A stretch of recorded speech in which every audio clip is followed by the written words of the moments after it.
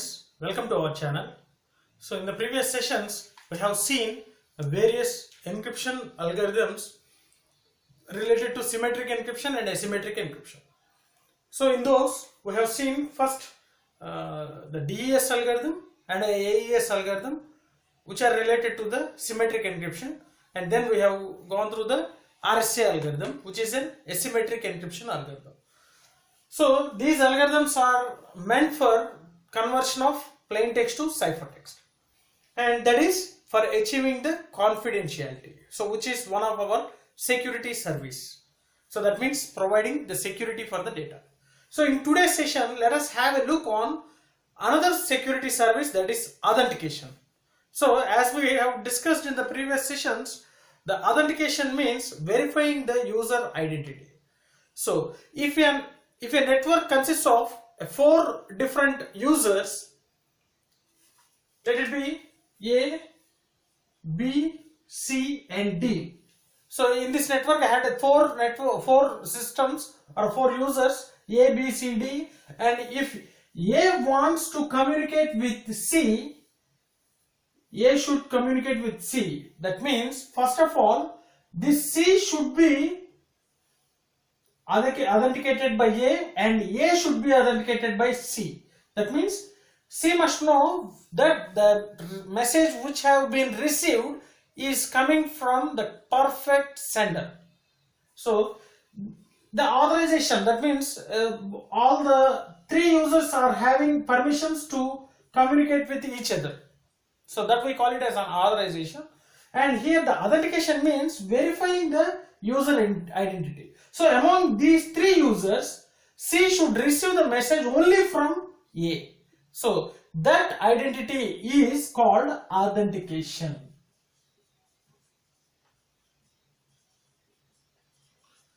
So similarly, A should send the message only to C. So A should authenticate it by C and C should be authenticated by A. So this is called authentication. So this is one more service of our security. So here first let us see the different types of authentications.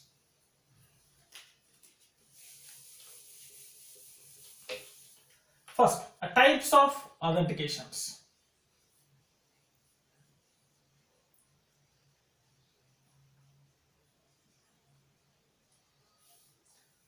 So there are mainly 3 types of authentications. First one is message encryption.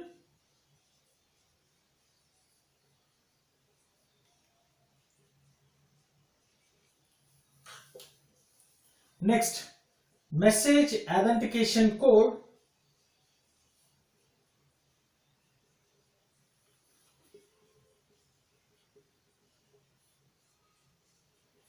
And the third one is hash functions. So coming to this message encryption, the ciphertext will itself act as an authenticator.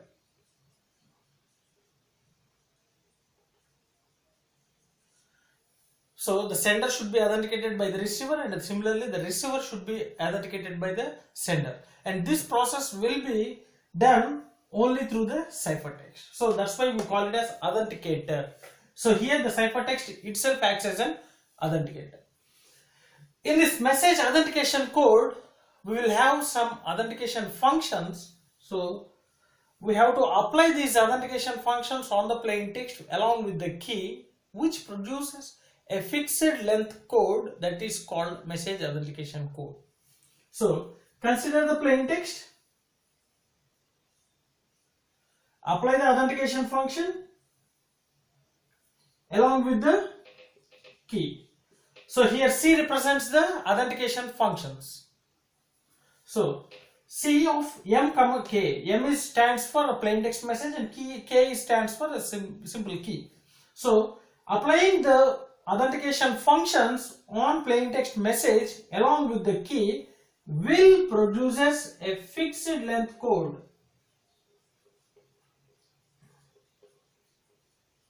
Fixed length code, which we will call it as MAC, that is message authentication code.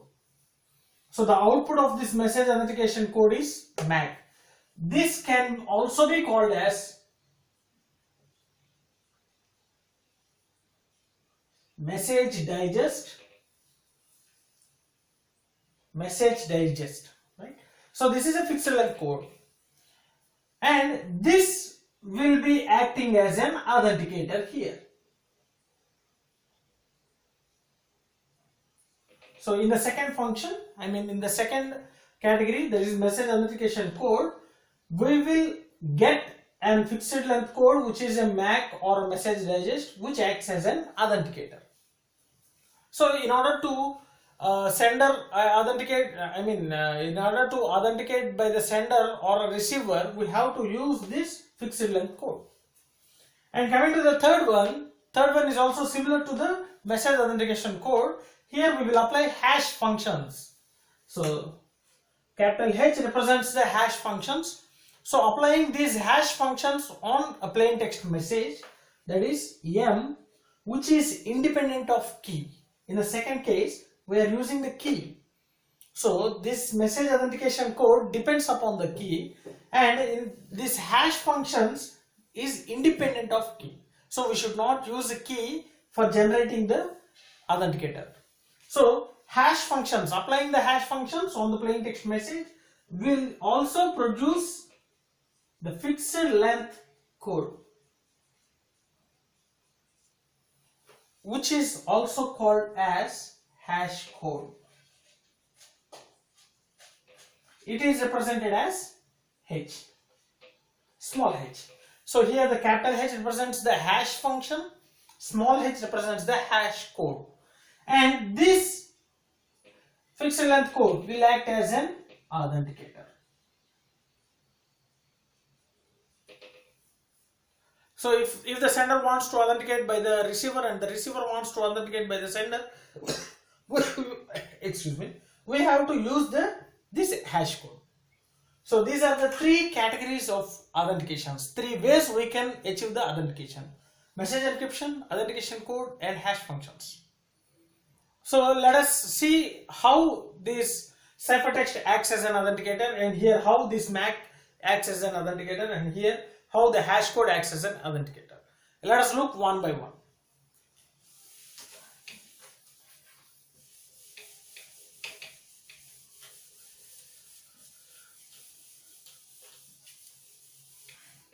First, message encryption.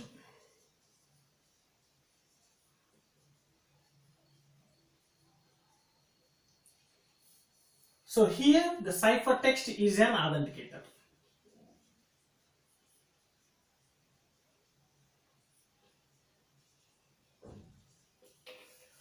So in the first case, let us see in the symmetric, and then we will go to the asymmetric.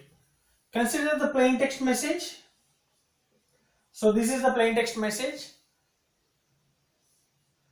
Apply the encryption algorithm. So use the key. This is symmetric. So we have to use the same key at the decryption, right?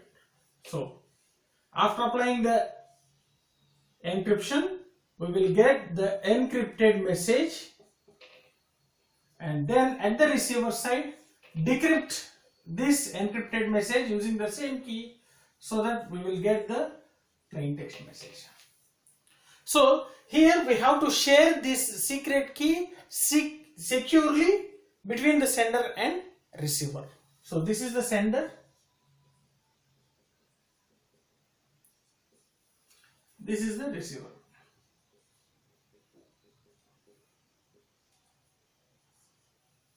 Right? So the key will not be shared among the different persons. So here the ciphertext only acts as an authenticator. So this is the symmetric encryption. Coming to the asymmetric encryption, if you consider the plain text message, encrypt this with public key of B for receiver. Let it be A, B, public key of B, so that we will get the encrypted message and decrypt it. So if we encrypt with public key of B, we have to use the another key of same pair. Here we are using the user B public key. So here we have to apply user B private key, right? So that we will get the plain text message. So here at the encryption side, we are using the public key of user B. That means the public key of B is available with all the users in the network, so that any person can encrypt the message and send to the receiver. That means, so here the confidentiality is achieved, but authentication is failed. So A is not authenticated by C. Now the third one. So in order to avoid this, so hope you understood, at the sender side anyone can send the message. At the receiver side only the B can receive the message, because here we are using the private key of B which is not shared. So that means authentication fails, only the confidentiality is achieved. So in the third case, if we apply here the private key of A, so that encrypted message will be appeared, and at the decryption side if we decrypt, so here we are using the private key of user A, here we have to use the public key of user A, so that we will get the plain text. So in this case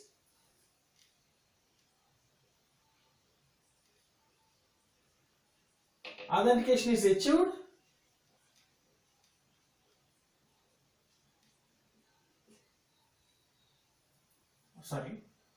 confidentiality is achieved, authentication is failed.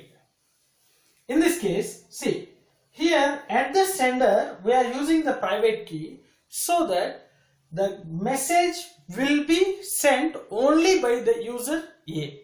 That means user A is authenticated, but at the receiver we are using the public key of A which is available with all the users in the network.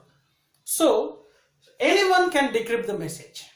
So here authentication is achieved, signature is achieved, but confidentiality is failed, because here there is no secrecy, there is no security, because at the receiver side anyone can decrypt this message, because here we are using the public key. So in this case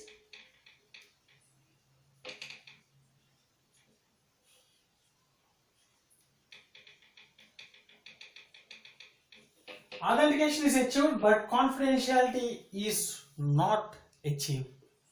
It fails the confidentiality. Here authentication fails and confidentiality is achieved.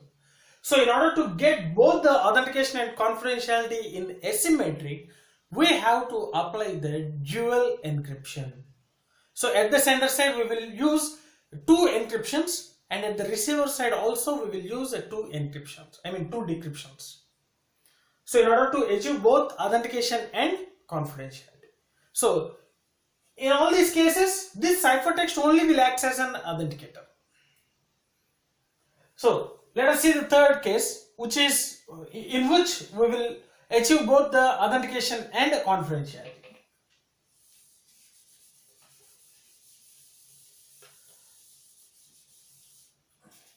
See, plain text message, first encrypt it with private key of A, we will get the message which is encrypted using private key, and then again encrypt with public key of B, so which is available with all the users in the network, so we can use the public key of receiver, and here we will get one more encryption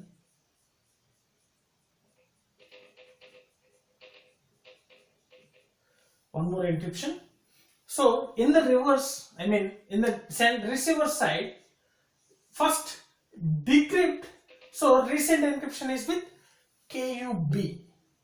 So first we have to decrypt this message with KRB, because the recent decryption is KUB.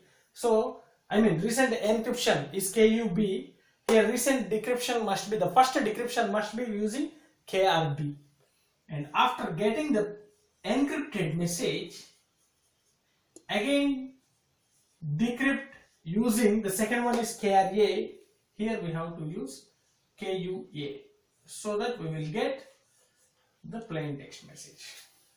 So here in this case we can achieve both authentication and confidentiality, because at the sender side we are using the private key of sender, which is not shared, so that compulsory the sender will send the message.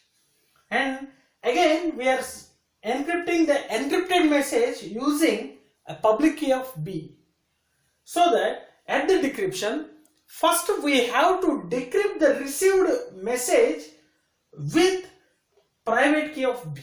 So here also we are decrypting this message with private key, which is not shared. Only the receiver can receive, and the receiver can decrypt the message in the first level.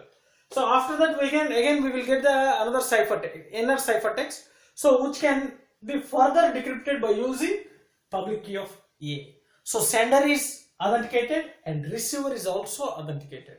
So only sender can send the message. Here only receiver can receive the message. So this case will achieve all the authentication, confidentiality, and also signature, because at the receivers, at the sender side, we are encrypting the message using the private key of sender. So that's why we call it as it achieves the signature. So this is the first type of authentication, that is message encryption, where here we didn't use any separate functions and any separate keys, just a ciphertext only will act as an authenticator, right? So this is the first type of authentication, message encryption. Now let us move on to the second one, that is message authentication code.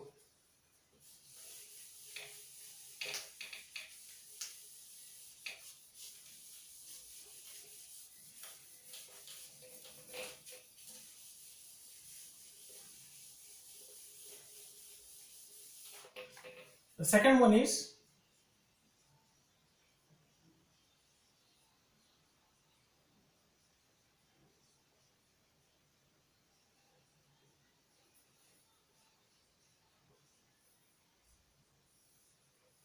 message authentication code.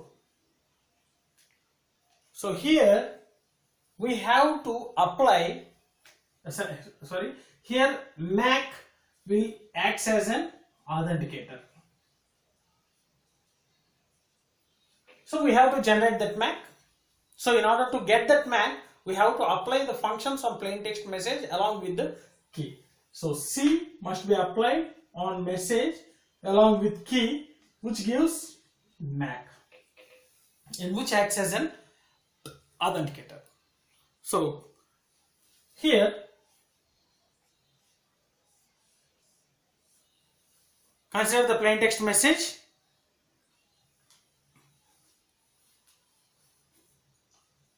Apply the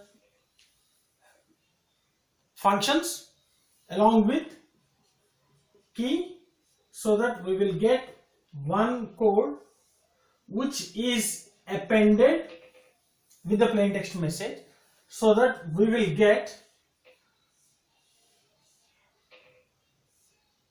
plain text message and MAC. So here we will get MAC. So we are applying the functions along with the key on plain text message, which gives the MAC, which is appended with the plain text message. So this is plain text message, right? So this will be sent to the receiver, and at the receiver again the same functions will be applied on the message along with the key, so that again MAC will be generated, and this appended MAC and a generated MAC will be compared. So hope you understood this. Consider the plain text message, apply the authentication functions, message authentication functions along with the key which generates the MAC, and append this fixed length code. Here this MAC is a fixed length code. So append this fixed length code with a plain text message, so that plain text message and MAC, and send to the receiver.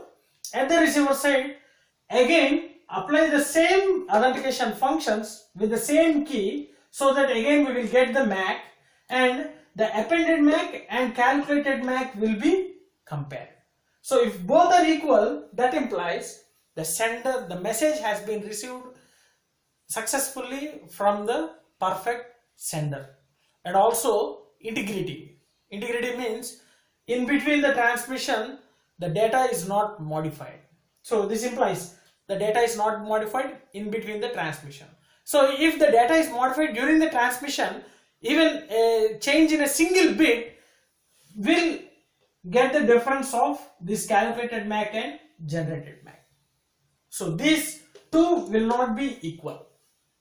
So if any one bit change in the plain text message will gives the result of this MAC mismatch. So if we get this MAC mismatch, that implies the data is modified or the data is not coming from the perfect sender. So here we are using this MAC which is called authenticator. So here this MAC is used to authenticate the sender by the receiver, and also vice versa. So in this case we have achieved the authentication, but there is no confidentiality, because here the plain text message is transmitted only in the form of plain text message. Here no encryption has been done. So we are applying the key with the MAC functions, message authentication functions, right? So here we are not performing any encryption process. So that means the transmission, the bits will be in the plain text format. So there might be a chance that anyone can modify the message during the transmission. So there is no security for the data. So there might be a chance to change the MAC also. So that means authentication is achieved, but there is no confidentiality. So for that we will just add the confidentiality.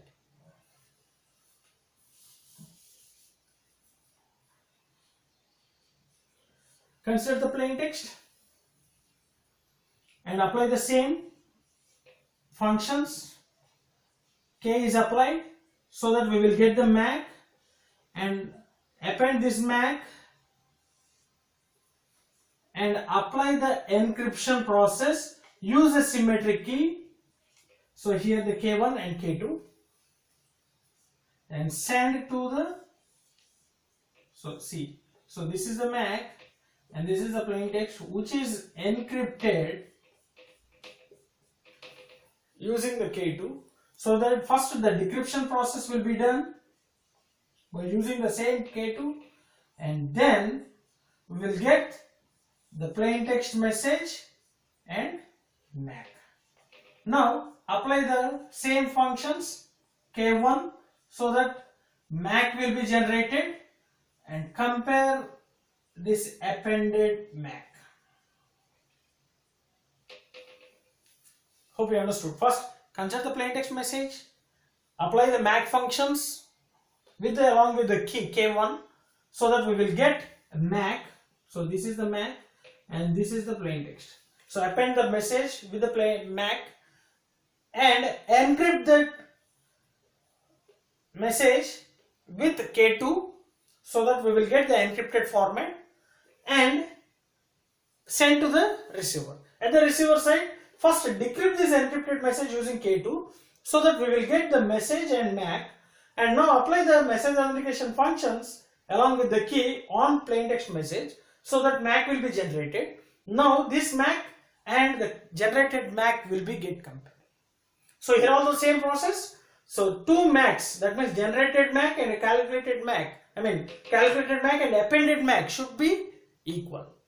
So if both are equal, that implies the data is transmitted or sent from the perfect sender. So that means sender is authenticated by the receiver. So there is another form to achieve this authentication. So this is right. So let us see another format. So this is authentication tied to plain text. So authentication tied to plain text. That means we are applying this authentication functions on the plain text. So authentication is tied to plain text. So if we change this, there is one more format. So first consider the plain text message. Now immediately apply the encryption with K2 so that we will get the encrypted message. Now apply the functions with K1 and append both. See, so this is the plain text message which is in an encrypted format, and this is the MAC. And at the decryption, so send this to the receiver. So at the decryption, first apply the functions using K1 so that we will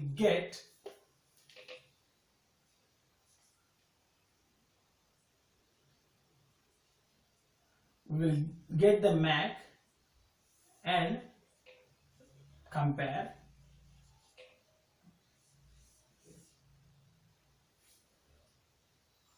Apply the decryption process using K2 so that we will get the plain text message.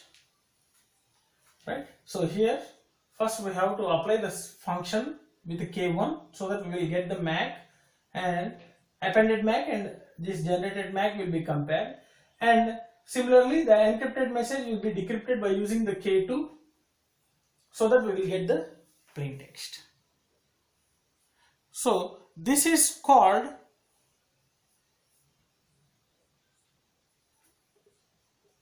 authentication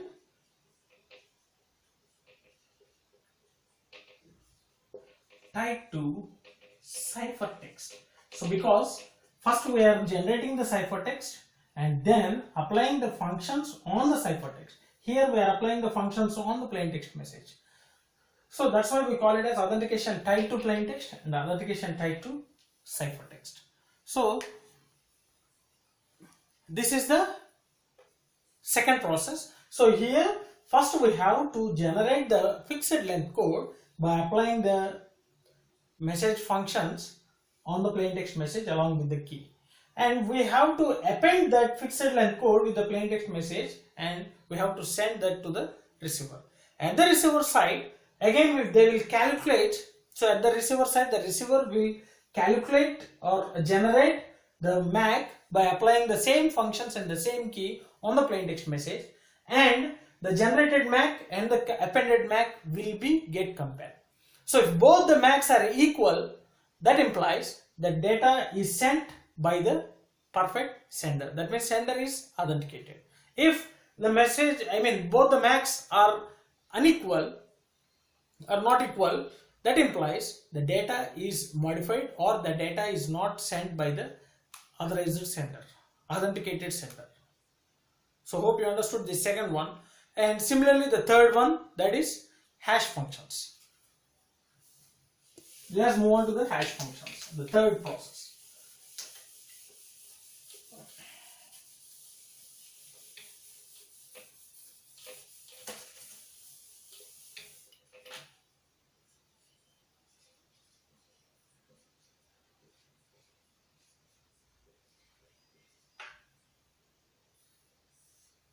Hash functions. So in this hash function, here also there is a separate authenticator, that is first we have to generate the fixed length code, and then we have to use those fixed length code for this authentication process. So that fixed length code we call it as hash code. Hash code which acts as an authenticator. Hash code which acts as an authenticator. So here, let us see here the difference between these hash functions and message authentication code is independent of key. So in the Mac we are using the message authentication functions along with the key, and here we will use only the hash functions without any key. So let us apply. So before that, so let us see, capital H means hash functions applied on plain text message will produce fixed length code which is called H is a hash code. Now consider this plain text message. Similarly, apply the hash functions. Apply the hash function. Next, encrypt this hash function by using PRA.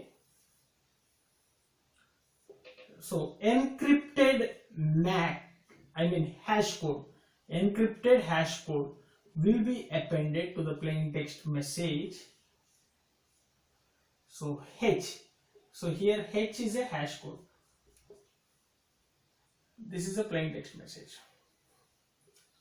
This will be sent to the receiver. So at the receiver side, again apply the hash functions. So here we are not using any key. Apply the hash function so that again we will get hash code. So decrypt this one by using a public key of A, which is available with all the users, and then compare with the generated hash code. So this is the one way we use this hash function. So there is a drawback of in this case, because here we are applying encryption to the hash code but not to the plain text message. Here the bits will be transmitted only in the form of plain text, so that there is a chance to modify the plain text. And the second one is, here we are applying encryption, we are performing the encryption on the hash code using the private key of A. That means sender is perfect. And at the receiver side, we have to decrypt the same by using public key of A, which is available with all the users in the network. So anyone can decrypt this hash code. So that is the drawback in this case. So in order to avoid this, again we have to use the encryption. We have to perform the encryption algorithm on this plain text message and the encrypted hash code. So let us see that.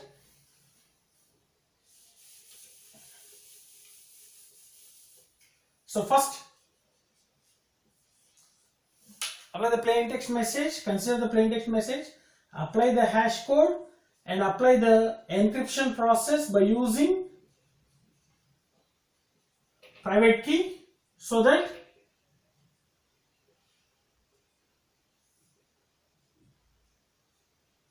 appended, and again encrypt this using the secret key. Now the message will be hash code, plain text message,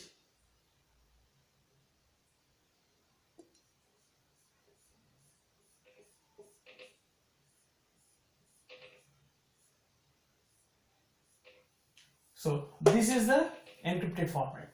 Now first we have to perform the decryption by using the secret key, so that we will get the plain text message and encrypted hash code, where again we have to apply the hash function apply the hash code so that we will get hash code and decrypt this using public key of A, so that we will again get the hash code which is to be compared with the calculated hash code. So this is the process.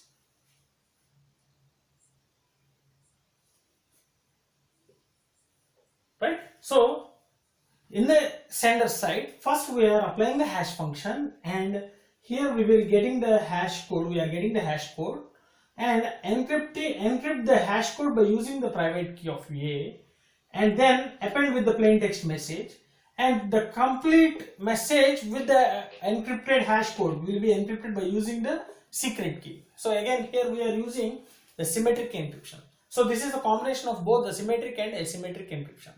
So by combining these both symmetric and asymmetric encryption, we will achieve the authentication.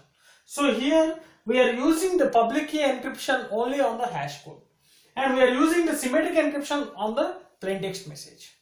So after applying the private key on the hash code, append with the plain text message and encrypt that with the secret key so that it will be sent to the receiver, and at the receiver first decrypt this complete encrypted message with the secret key, so which is shared between only sender and receiver, so that only the receiver can decrypt the message. So after this decryption, we will get the plain text message along with the encrypted hash code, and this hash code is encrypted by using the private key of user A, so it must be decrypted by using public key of user A. So we can decrypt this message by using public key of user A, so that we will get the hash code. Now on the plain text message, apply the same hash functions so that we will again get the hash code which is to be compared with the appended hash code. If both the hash codes are equal, that implies the sender is authenticated by the receiver. So that means the data is coming from the perfect sender, a valid sender, and also the data is not modified during the transmission. So during the transmission, if any one bit is changed, automatically this hash code will be mismatched. So that's why we call it as authenticator. So here the hash code is an authenticator. In the Mac, message authentication code is an authenticator. So both the Mac and hash code, Mac or hash code, both are the authenticators. And this Mac and hash code both are also called as message digest. Right? So once again I am repeating, these are not the encryption algorithm, this is the authentication. And there are different algorithms to generate this hash code and to generate this message authentication code. So similar to the encryption algorithms. So encryption algorithm, don't get confused. Encryption algorithms means conversion of plain text message to ciphertext. And these authentication algorithms are to generate this authenticator. That means either MAC or hash code. So in order to append with the plain text message and send to the receiver. So hope you understood. So there are, once again I am repeating, there are three types of authentications. So one is message encryption, where the ciphertext will act as an authenticator, and the second one is message authentication code, where a fixed length code should be produced by applying the message authentication functions along with the key on the plain text message, and that message authentication code will act as an authenticator. And coming to the third one, hash functions. Here we have to apply the hash functions on the plain text message, which again produces the fixed length code, which is called as hash code. Here, independent of key, we will not use any key on the plain text message. So this hash code or MAC, both are called as message digest. So this will act as an authenticator. So let us stop here. In the next session, let us have a look on these authentication algorithms. So algorithm which will produce this hash code or message authentication code. So simply we can say it as message digest. So in the next session we will discuss about this authentication algorithms. Hope you understood. So if you are having any doubts regarding this message authentication, feel free to post your doubts in the comment section so that I will definitely try to clarify your doubts. So if you like my videos, like my videos and share my videos with your friends, and don't forget to subscribe to our channel. Keep following and thanks for watching. Thank you very much.